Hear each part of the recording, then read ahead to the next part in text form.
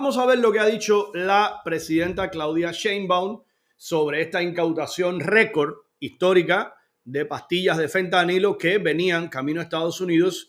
Ella se ha apresurado a dejar bien claro que era una investigación que venía en curso desde hace bastante y que, bueno, ha arrojado este resultado y yo no tengo por qué dudarlo, wink, wink. Sin embargo, yo solamente apunto que el timing parece bastante preciso, ¿no? No sé qué cree usted.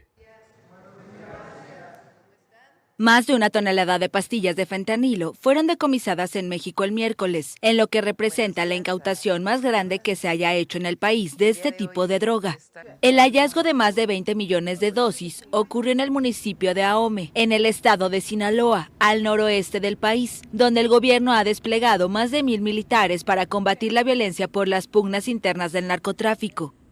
Esta es una investigación que venía desde hace tiempo. Y ayer, pues... ¿Por qué cree usted que hacen esa salvedad? Porque es obvio lo que le estoy diciendo del timing, es obvio lo que le estoy diciendo de que todo parece muy a propósito para contentar a Trump, para contentar a Tom Homan, para contentar a la administración que ya entra y que es como si ya estuviera gobernando. No sé si a usted le sucede. Ahora mismo yo miro el panorama y veo las reuniones y veo la política internacional y es como si ya no existiera Joe Biden, ¿no? Es como si fuera una fantasmagoría. Da estos resultados.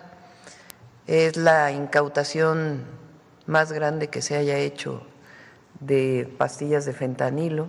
El gobierno de la presidenta mexicana, Claudia Sheinbaum, enfrenta presión del mandatario electo en Estados Unidos, Donald Trump, quien ha amenazado con imponer aranceles a México si este no detiene el tráfico de drogas y el tránsito de migrantes. El fentanilo es un opioide sintético que debe ser recetado bajo control médico y es 50 veces más potente que la heroína, causa dependencia y está relacionado con decenas de miles de muertes por sobredosis en Estados Unidos.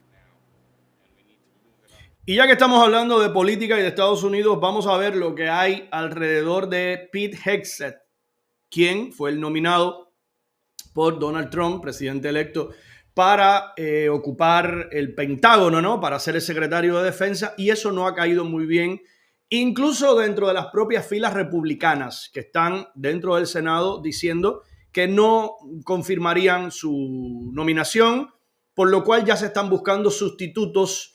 Y entre los sustitutos está comenzando a sonar, bueno, hay varios nombres, uno de ellos es el gobernador de la Florida, ¿sí? Ron DeSantis figura en las ternas como una de las posibilidades, como uno de los posibles reemplazos para ocupar el secretariado de Defensa de los Estados Unidos.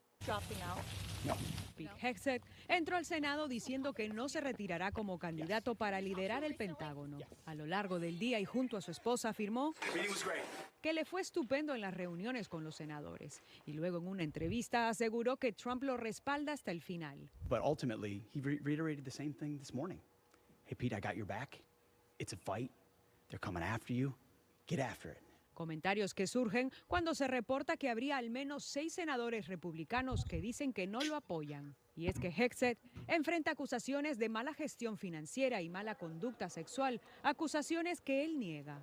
Según la revista The New Yorker, el nominado al Pentágono se vio obligado a dejar de dirigir 2 grupos conservadores de veteranos por acusaciones de mala gestión de fondos y por estar intoxicado en el trabajo.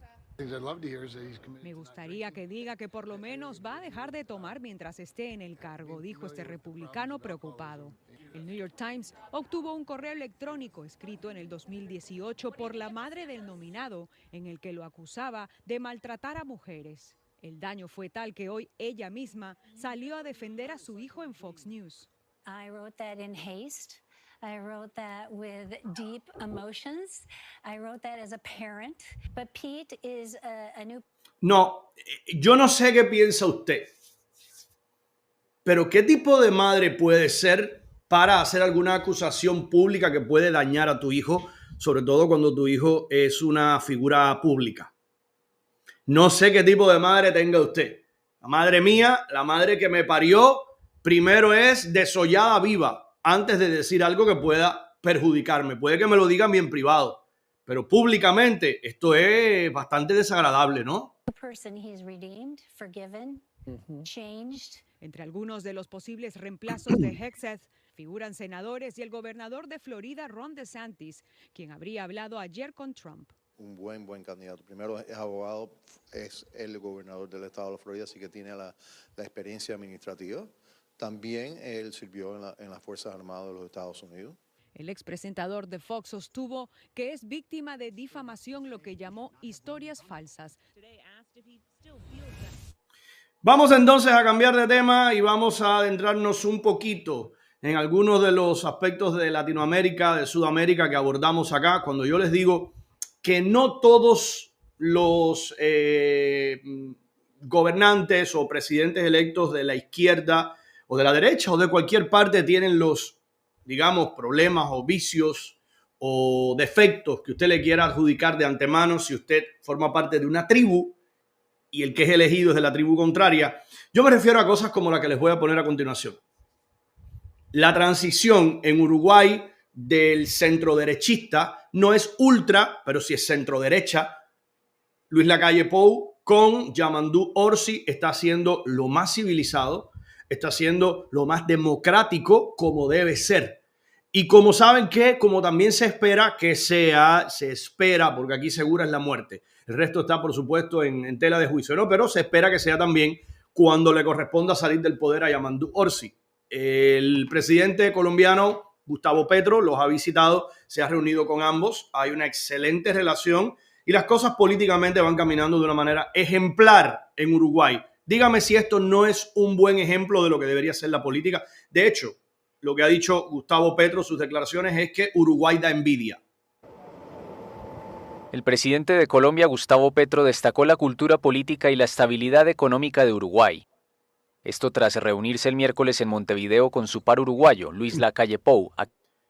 Yasmani Armas, saludos para ti. No me mueven un punto, un milímetro de mi postura. Y creo que si tú cometieras un delito, si tú fueras alguien muy detestable y tu madre sale a publicarlo, pensarías igual que yo.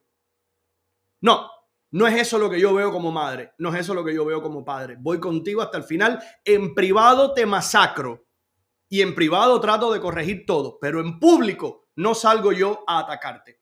Ese es el tipo de padre que yo soy.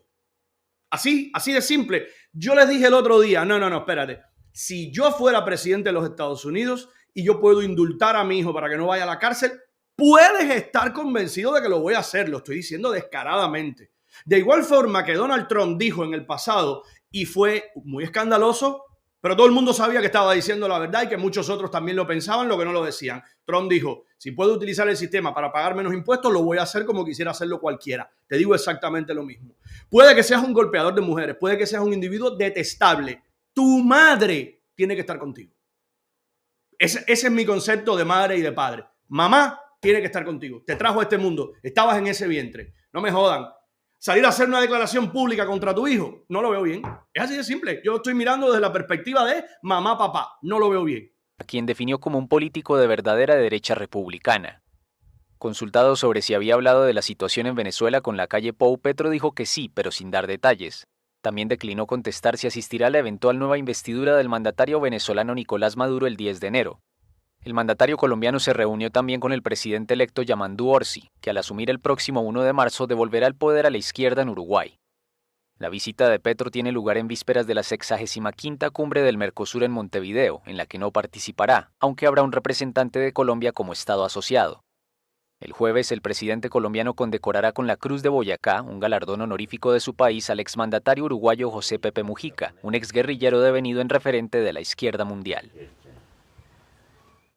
A mí me encantaría que el ejemplo de Luis Lacalle Pou germinara un poco más en el mundo y sobre todo en la región. No estamos muy necesitados de personajes como ese. Siento una profundísima admiración por él y realmente creo que los uruguayos han tenido una presidencia envidiable. Ojalá no hayan metido la pata ahora, ¿eh?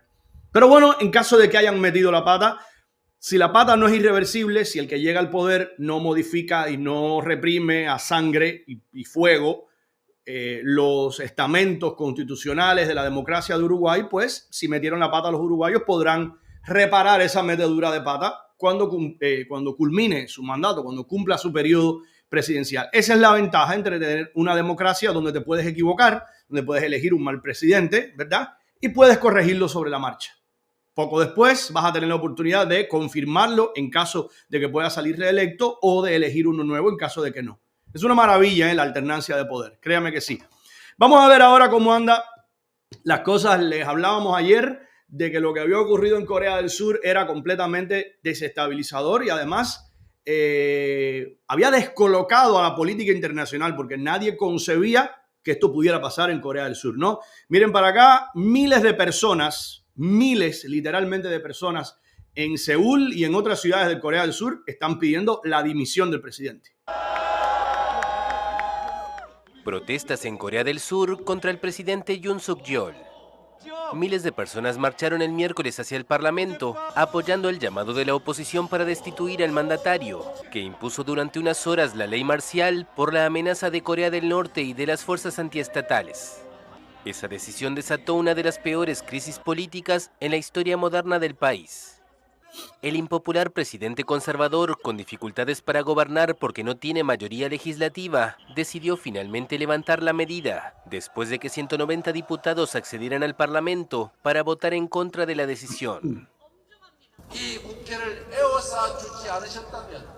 Si los ciudadanos no hubieran rodeado la Asamblea Nacional, habría sido asaltada por las fuerzas de la ley marcial que rompieron ventanas y treparon por los marcos. Gracias a esos ciudadanos que arriesgaron sus vidas dispuestos a enfrentarse a las balas, los legisladores no fueron detenidos y la Cámara Principal no fue tomada. Esto permitió una resolución legal para desmantelar la ley marcial.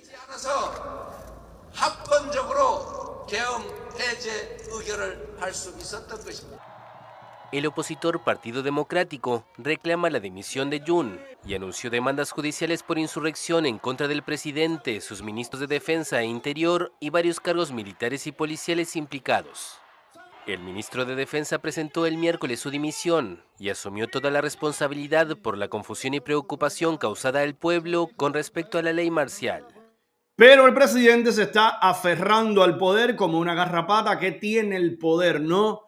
Qué exquisitez, qué delicatez tiene el poder que usted lo prueba y no lo quiere dejar de probar. Es una especie de adicción, una especie de droga, la más adictiva de todas, por Dios. Qué manera de aferrarse al poder aquellos que lo han tenido en algún momento, ¿no?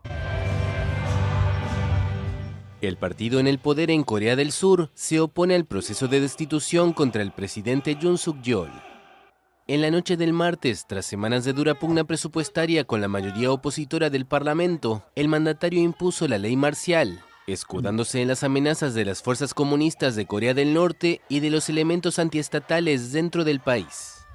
La medida inédita desde la instauración de la democracia en el país asiático en 1987 duró apenas unas horas hasta que el Parlamento votó en su contra, pero provocó una tormenta política que amenaza el futuro del impopular presidente conservador. Es imposible no estar enfadado, porque intentó evitar su propia crisis política, amenazando a la Asamblea Nacional con armas y espadas, amenazando al pueblo, destruyendo el orden democrático y violando los derechos básicos de la gente, teniendo en cuenta lo difícil que ha sido para nuestro país, Corea del Sur, establecer su democracia. Yoon es objeto de una investigación de la policía a raíz de la denuncia presentada por la oposición por insurrección, un delito que trasciende la inmunidad presidencial y que puede castigarse hasta con cadena perpetua o pena de muerte.